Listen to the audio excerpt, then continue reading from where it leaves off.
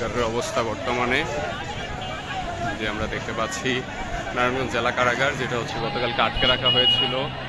তো